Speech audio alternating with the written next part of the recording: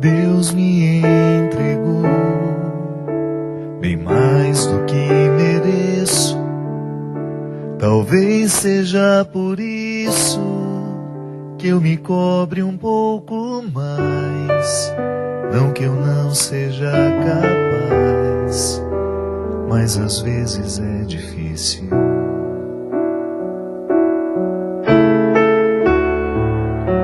Nem sempre sei fazer o bem que eu desejo, e às vezes eu me perco, me enganando sempre mais.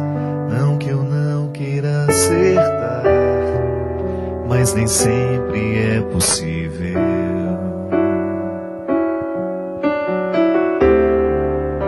Já me condeno tanto pelos erros que na vida eu cometi, pelas vezes que eu não soube decidir, e assim o meu coração gritava, desespero de quem ama.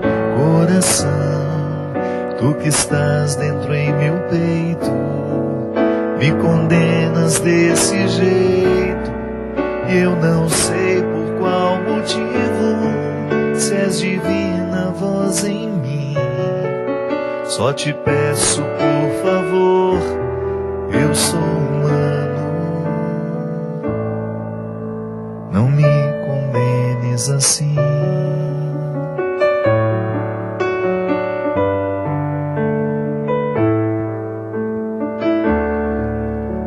Humano eu sou assim, virtudes e limites. Se agora me permites, eu pretendo é ser feliz, sem prender-me ao que eu não fiz, mas olhando o que é possível.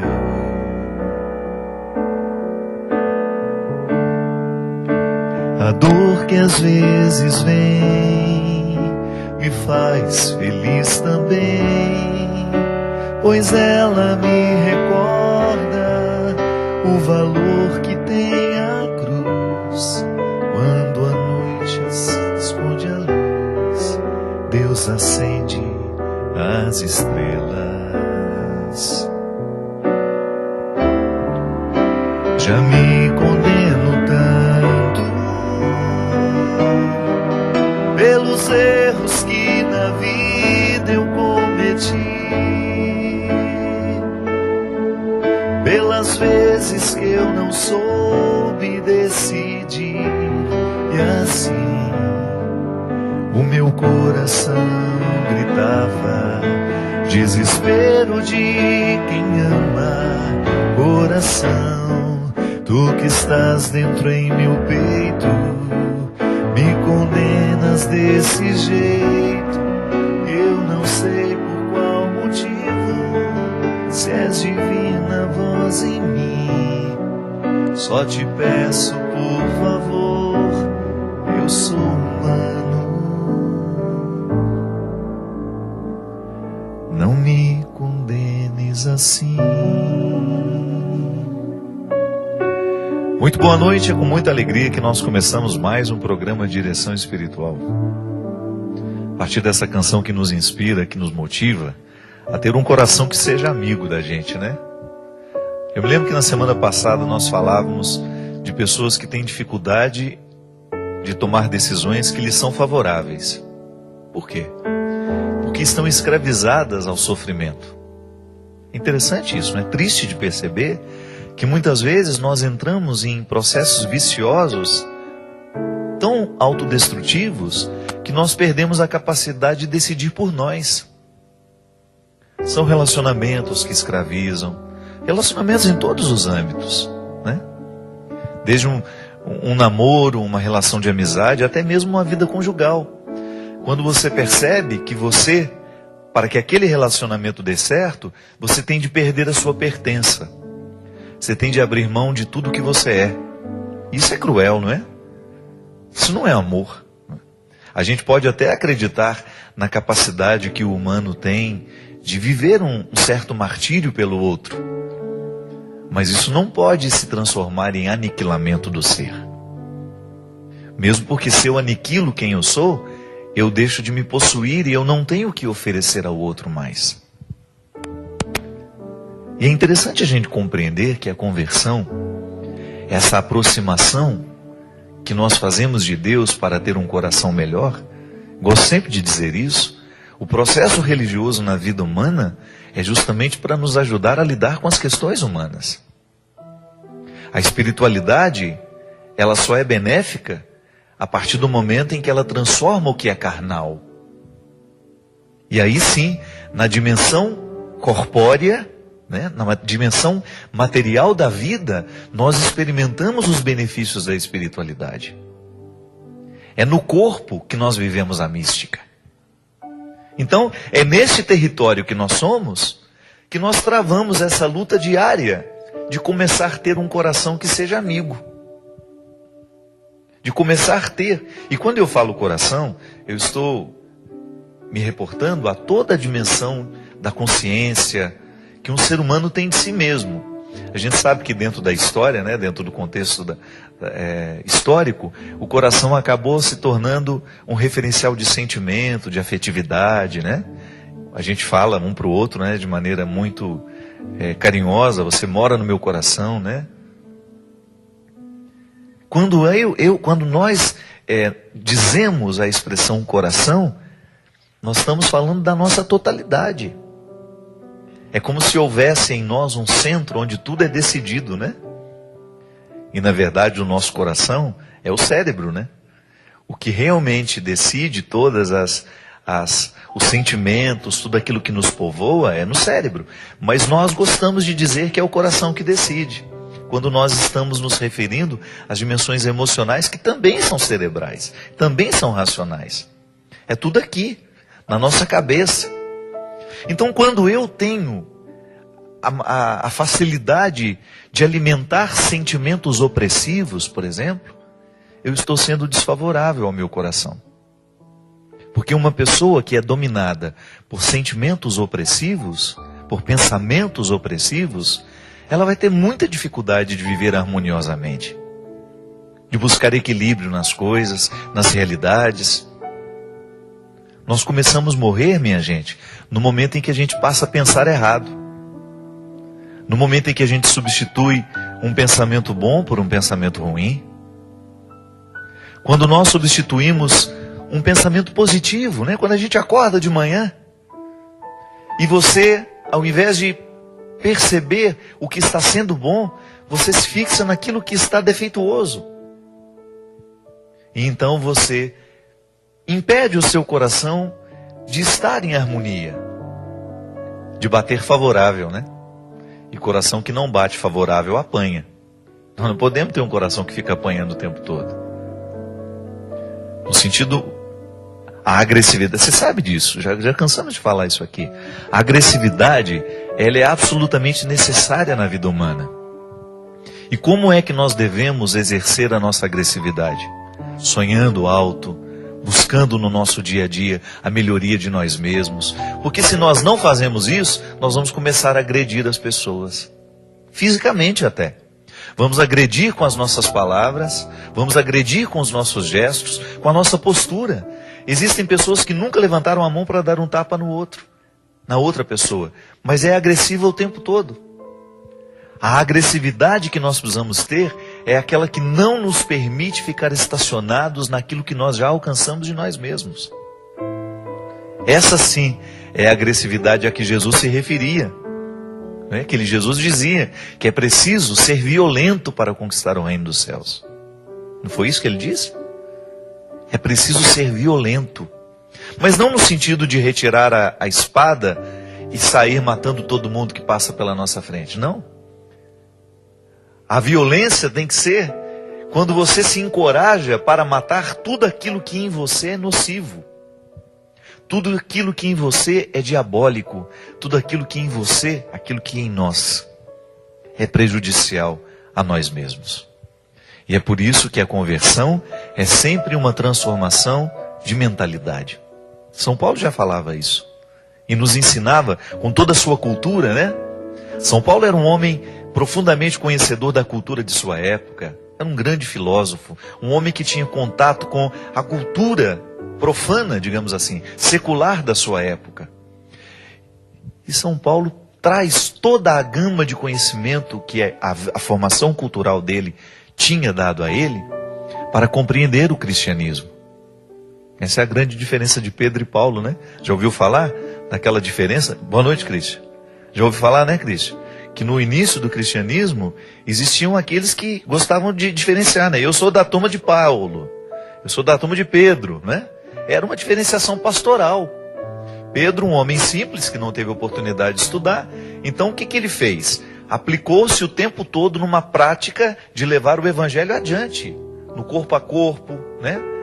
No dia a dia, na tarefa árdua de viajar, de andar distâncias para fazer o evangelho acontecer nas comunidades. Paulo já era mais erudito, né? E tinha o grupo dele lá também, que gostava de pensar o cristianismo e disseminar o cristianismo com cartas, com palestras naquela época, né? Reunia, é verdade, ele reunia as comunidades nos grandes teatros. Eu tive a oportunidade de fazer os caminhos de São Paulo e eu fiquei encantado em Éfeso, onde nós temos a cidade da antiguidade, a mais preservada do mundo, né? Está em Éfeso. Você consegue andar ainda nas ruas antigas de Éfeso, na Turquia. E impressionante, minha gente. Eu me lembro que num determinado momento da nossa visita, nós estávamos acompanhados por uma grande guia turca que falava português. Ela falava: São Paulo foi muito ousado na sua época. E nós estávamos dentro de um grande anfiteatro e ela dizia: aqui ele certamente pregou o evangelho, num lugar que não era religioso.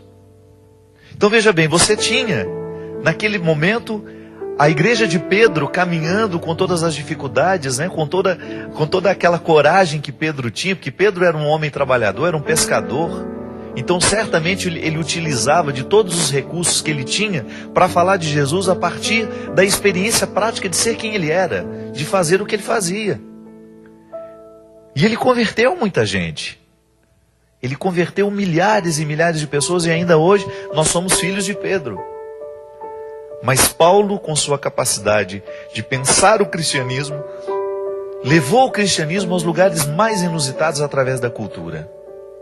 Através da inteligência, da elaboração de cartas que ainda hoje nós lemos nas nossas comunidades e dizemos, depois que terminada a leitura: Palavra do Senhor.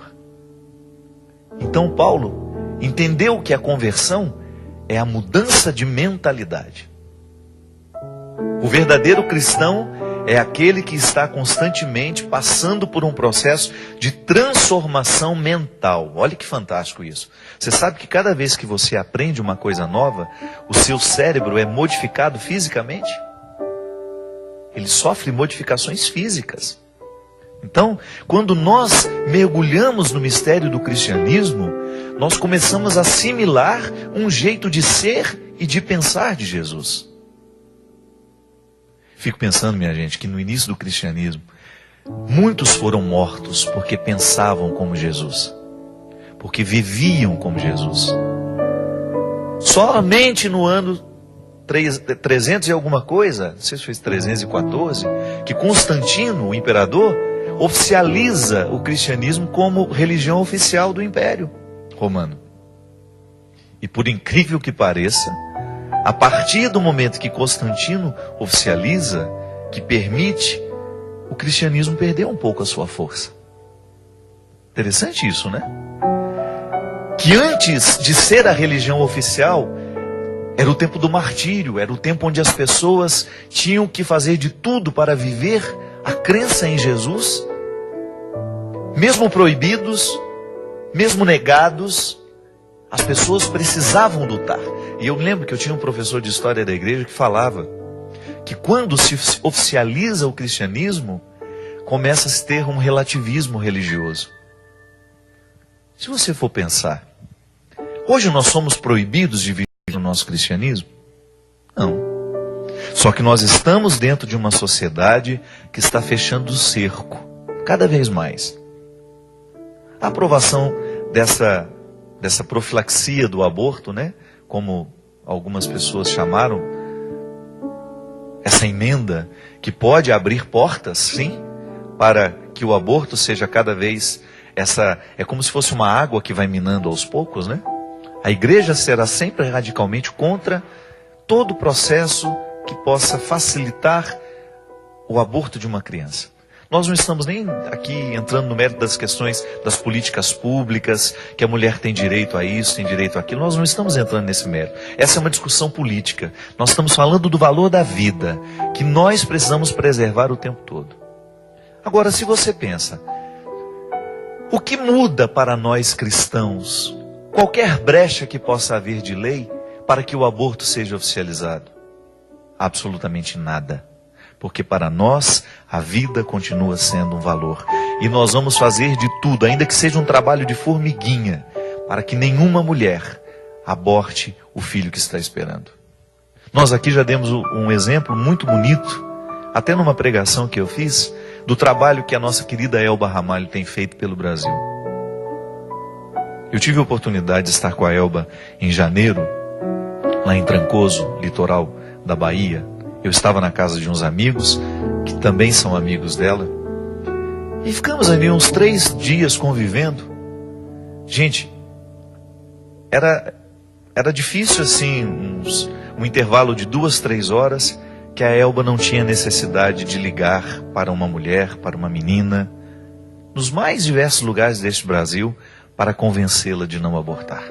Um trabalho de formiguinha, porque ela faz parte deste grupo que decidiu viver o cristianismo com todos os radicalismos que ele nos pede nos dias de hoje, mesmo que ela não esteja amparada pelo governo, mesmo que ela não esteja amparada por uma situação maior, mas ela faz o trabalho dela. Por quê? Porque a mentalidade está transformada. Ela acredita no Evangelho. O Evangelho não é apenas uma mochila que leva às costas e que de vez em quando você se livra dela. Não, está internalizado. Nós compreendemos a proposta de Jesus. Tornou-se uma maneira de pensar. Então para nós será sempre inadmissível que uma criança seja morta porque, sei lá, porque a mãe não planejou aquela gravidez, ou porque aquela mãe passou por um processo que foi alheio à sua vontade. Mas a partir do momento que a vida existe, nós precisamos nos comprometer com ela. E é aí que entra a questão. Quando eu tenho um coração que me é favorável, quando o meu coração está convertido, eu não vou precisar fazer muito esforço para querer o bem. Isso é fantástico, minha gente. A gente identificar que a conversão, a verdadeira conversão, faz com que o bem seja natural em nós. Nessa música a gente tem a frase também de São Paulo, que nem sempre a gente faz o bem que a gente quer. Por quê? É a concupiscência. Uma palavra difícil, né? Que fala de uma coisa muito simples. O que é a concupiscência? A tendência natural que nós temos de errar. E a conversão é isso. É você colocar a concupiscência num certo controle. É você identificar que em você existe uma fragilidade que precisa de cuidado. Eu sempre gosto desse exemplo. A fragilidade não pode nos assustar. É como um cristal. Eu tenho uma peça na minha casa que é preciosa. Então eu tenho que guardar de um jeito que ela não esteja exposta aos riscos de ser tratada de qualquer jeito, né? Por quê? Porque ela é de cristal. Ela é frágil. Então, o que é frágil me indica que haverá um cuidado maior. Nós não temos almas rudes. Nós temos almas frágeis. E por isso que dentro de nós precisamos passar constantemente pela experiência do cuidado, pela experiência da compaixão, pela experiência da amorização. Porque se a gente não coloca amor nesse coração, se a gente não converte o nosso coração, querer o bem vai ser sempre um processo penoso para nós. Fazer o bem será sempre um processo doloroso. E não pode ser assim. A partir do momento que nós assumimos o cristianismo como uma proposta de vida, fazer o bem deve ser uma satisfação, um prazer. Nessa semana, por exemplo, nós estávamos lá reunidos, lá na nossa Fundação Dom Couto, aqui, no nosso trabalho social que a gente desenvolve aqui na Diocese de Taubaté. Eu consegui reunir um grupo de voluntárias, minha gente, que vocês não fazem ideia do bem que essas mulheres têm feito ao meu ministério sacerdotal. Nós estamos lá juntos com projetos e eu fico muito feliz quando nós nos sentamos para programar o bem que nós vamos fazer, quando eu vejo nos olhos daquelas mulheres que poderiam muito bem estar vivendo como madames, que têm lá os seus trabalhos, as suas ocupações, e que não teria nenhuma necessidade de estarem envolvidas com as questões que elas resolveram se envolver, mas pelo amor ao Evangelho. Então o brilho nos olhos quando a gente programa as nossas ações deste ano ainda, do ano que vem, e nós falávamos, a mim tem, às vezes, eu já tinha escutado falar dessa situação, e desconhecia, eu quis conhecer para ver o que eu posso fazer como padre, que no hospital regional, por exemplo, em Taubaté, muitos pacientes chegam às 7 horas da manhã, trazidos pelas ambulâncias que passam pelas cidades vizinhas, para fazerem a quimioterapia. Mas eles são deixados ali às 7 horas porque é o horário de todos, mas não significa que vão fazer a quimioterapia naquele momento e que daqui a pouco estarão liberados. Não. Às vezes um paciente que chega lá às 7 horas da manhã vai fazer a quimioterapia só depois do almoço. E aquela ambulância que deixou de manhã só volta no final do dia. Aí você imagina o sofrimento de uma pessoa que está passando por um processo altamente invasivo, né? A gente sabe o mal-estar que uma quimioterapia faz numa pessoa. E aí, a gente dividindo esse sofrimento lá, quando eu já fiquei sabendo que elas já estão envolvidas há muito tempo em oferecer uma casa, numa situação vizinha ao hospital, para que esses pacientes possam ficar. Só que uma dessas casas está com o atendimento reduzido porque faltam voluntários. E aí, lá naquele momento, nós falávamos, nós precisamos divulgar que o espaço existe, sabe? Que de repente você que mora em Taubaté, ou até mesmo na região, eu posso doar um dia da minha semana para ir lá cuidar dessa casa, para fazer a casa acontecer. Eu posso me juntar a esse grupo de pessoas que está movido pelo desejo de que o Evangelho seja concreto na sociedade. Esse terceiro setor, né, é o lugar da evangelização, minha gente. A gente sabe que muitas obrigações o governo não faz, ele não cumpre. Então estaremos nós lá como cristãos, organizando as nossas ONGs, fazendo funcionar as nossas fundações, para que a nossa caridade faça a diferença na vida de alguém. Por quê? Porque eu sou obrigado a fazer aquilo? Não, o nome já diz tudo, é voluntário. Movido por uma vontade interior, livremente, eu vou lá e me ofereço. Então procure. Se você sente desejo de nos ajudar nesse trabalho, procure a Fundação Dom Couto em Taubaté, ligue para nós, entre no meu site, né, www.fabiodemelo.com.br, você vai ver o link, você vai entrar, você vai conhecer os trabalhos que nós estamos fazendo lá na Fundação, e quem sabe você possa ir exercer o seu cristianismo conosco lá. Você será muito bem-vindo, porque isso faz com que a gente tenha cada vez mais a oportunidade de fazer a igreja de Pedro e Paulo, com suas diferenças, ser uma só. Onde juntos nós podemos... Ah, padre, eu não tenho condições de ir lá ajudar a manter essa casa. O meu trabalho não me permite. Mas eu posso ajudar financeiramente. E quem sabe juntos, a gente vai fazendo esse mundo ser cada vez melhor. Porque onde uma pessoa estiver fazendo o bem, o mal não terá oportunidade de crescer.